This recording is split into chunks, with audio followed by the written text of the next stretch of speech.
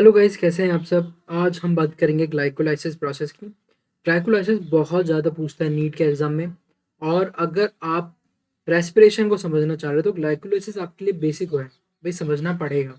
और मैं आपका भाई आपको बिल्कुल बेसिक, अगर आप रिवीजन करने आ रहे हो या फिर एग्जाम है कल, तो आप अगर आज देखने जा रहे हो तो मैं आपके लिए बहुत ज़्यादा हेल्प करने वाला हूँ। तो देखो, सबसे चीज़ जो सबसे ज़्यादा ध्यान के रखना है, जो मैं आपको बता रहा हूँ वैसे चलना। इसकी स्टार्टिंग कहाँ से हो रही है? ग्लूकोज से। बस मैं यहाँ पर लिख रहा हूँ कि अपन क्या क्या देख रहे हैं, वही आपको मैं बताऊंगा, समझाऊंगा। मतलब ग्लूकोज से बन क्या रहा है यहाँ पे, आपको क्या दिख रहा है यहाँ पे? पायरुवेट, है ना। ये बस याद रखना, स्टार्टिंग कहाँ से हो रही है? ग्लूकोज से। और बन क्या रहा है आपका? पायरुवेट। सेकंड थिंग याद रखना अब, कि जो मैं आपको बता रहा हूँ वो याद रखना है कि यहाँ पर स्टार्टिंग में आप 2 ATP डालते हो और कितनी एटीपी निकलती है? 4 ATP।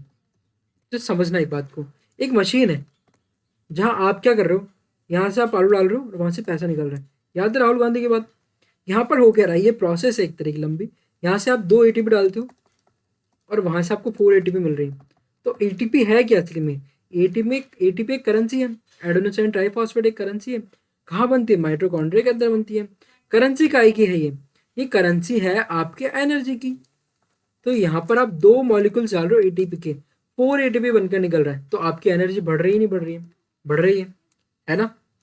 तो ये क्या है, ये कैसा हो पा रहा है, ये समझने का प्रयास करना। पहली बात तो ये एक सेलुलर रेस्पिरेशन कहलाती है, ये प्रोसेस ग्लाइकोलाइसिस एक सेलुलर रेस्पिरेशन कहलाती है।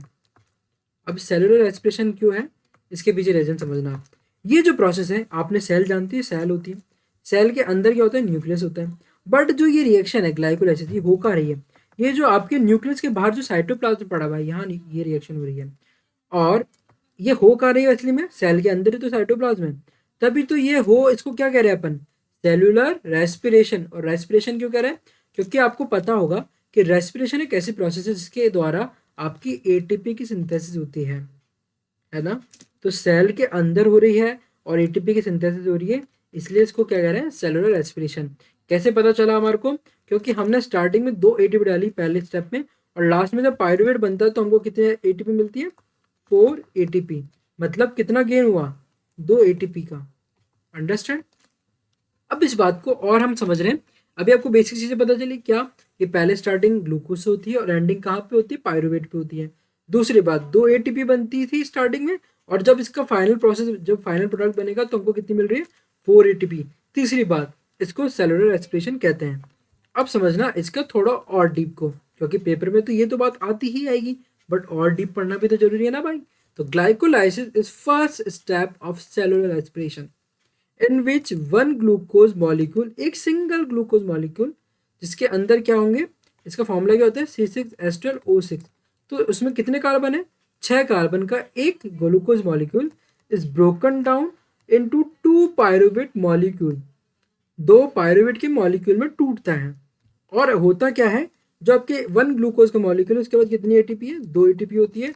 और जब 2 पायरुवेट बनते हैं तो उसमें कितनी निकलती है आपको एटीपी? 4 ATP देखने को मिलती है। अंडरस्टैंड? कहाँ हो रही है ये प्रोसेस? सेल थी, सेल के अंदर न्यूक्लियस होता है, बट न्यूक्लियस के बाहर जो भरा रहता है साइटोप्लाज्म, वहां हो रही है। It does not require oxygen. ये कैसी रिएक्शन है? एनारोबिक। ये कैसी रिएक्शन है? Anaerobic. Anaerobic. पर आपको पता है रेस्पिरेशन के 2 टाइप्स होते हैं, एक एनारोबिक और एक एरोबिक। तो एनारोबिक कौन सी रिएक्शन होती है? जिसमें आपको ऑक्सीजन की जरूरत नहीं होती है। इसको क्या बोलते हैं? EMP पाथवे भी कहते हैं। क्यों? एम्बिडेन, मेरोहाना और पार्नास इसके जिन्होंने डिस्कवरी करी थी उनका नाम है ये। तो ओवरऑल रिएक्शन में हो क्या रहा है? ग्लूकोज आता है, जस्ट अ सेकंड, ग्लूकोज आता है, 2 ADP जाती है, +2 प्रोटॉन के आपके पास एक्स्ट्रा है, और 2 NAD प्लस जाते हैं। बनता क्या है? 2 पायरुवेट, 2 ATP बन रही है ना नेट, और 2 NADH और 2S2। NADA प्लस काय में कन्वर्ट हो गया? NADH में। और ADP किस में कन्वर्ट हो गया? ATP के अंदर। यहाँ फायदा कितने को हुआ? 2 ATP का फायदा हुआ हमारे को, साथ में पानी तो निकलता ही है। अब प्रोसेस को हम समझ रहे हैं यहाँ पे।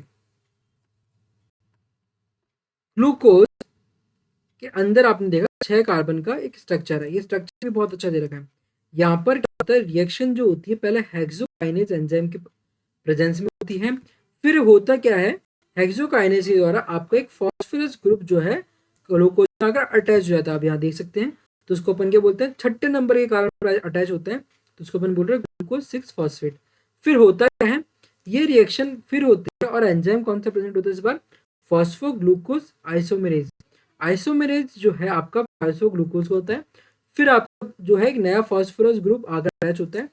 सेम आपका क्या होगा, जो आपका मॉलिक्यूल है उसका मॉलिक्यूल स्ट्रक्चर जो कार्बन स्ट्रक्चर सेम रहता है, 6 नंबर के ही कार्बन इसमें रहता है और फॉस्फोरस आकर अटैच हो रहा है।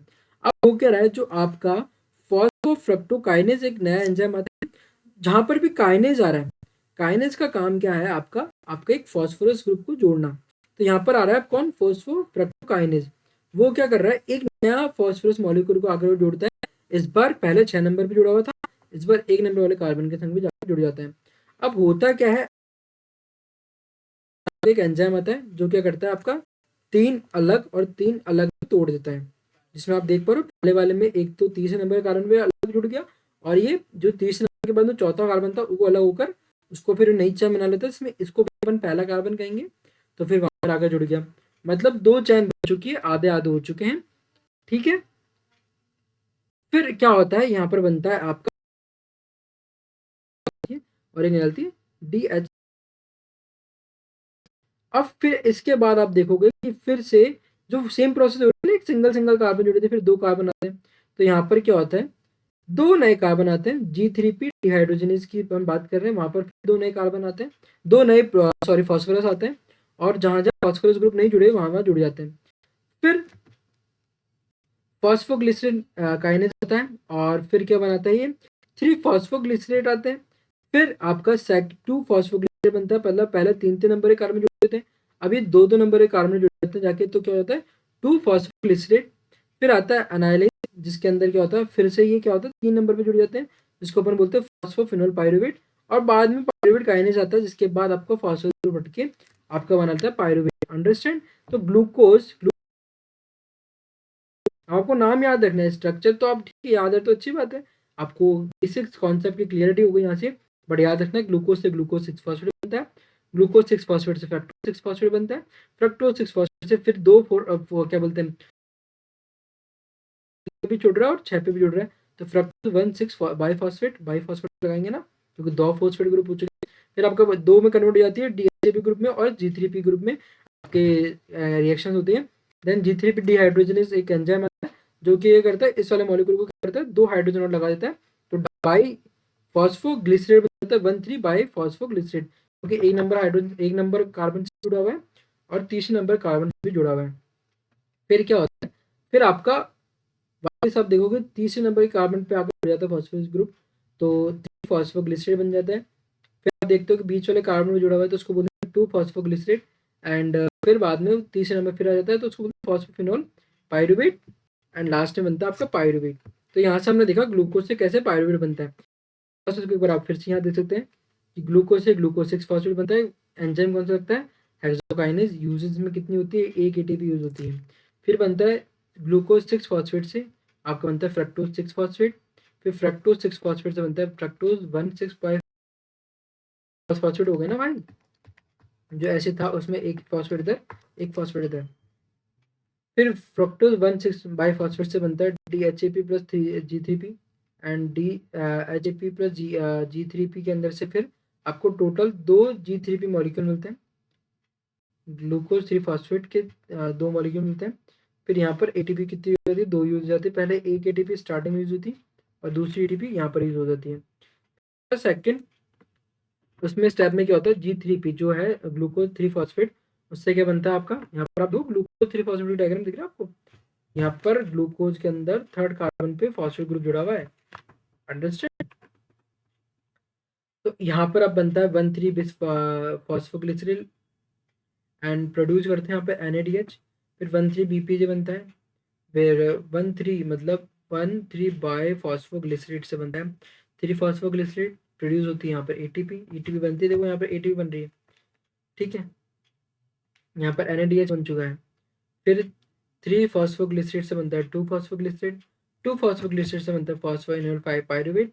और फॉस्फोइनोल पायरुवेट से बनता है पायरुवेट, और पायरुवेट क्या करता है, एटीपी प्रोड्यूस करता है। तो यहाँ पर आपने एटीपी कितनी यूज करी, 2 एटीपी यूज करी। नेट गेन कितना हुआ आपको, 2 एटीपी का। टोटल एटीपी कितने बन गए, 4। फायदा हुआ नहीं हुआ। तो एंड प्रोडक्ट क्या क्या बनेंगे, 2 पायरुवेट के मॉलिक्यूल्स बनते हैं यहाँ पे,